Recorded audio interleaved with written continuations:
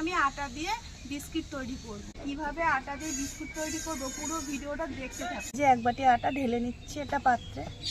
আটার মধ্যে 1 চিমটি লবণ দিয়ে দেব, আর দেব 1 চিমটি মতো কালো জিরে, বাটি চিনি দিয়ে দেব। ময়নের জন্য এবার সাদা তেল দিয়ে নেব, তো জল দেব আর অল্প অল্প ভাবে মাখতে থাকবো।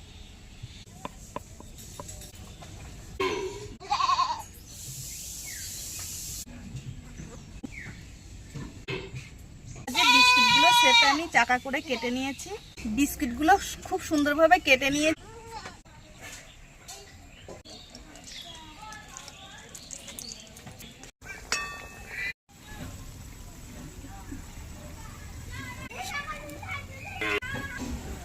ঠান্ডা হবে বিস্কুট তত খাসতে হবে, তখন খেতে ভীষণ স্বাদ হয়েছে বন্ধুরা।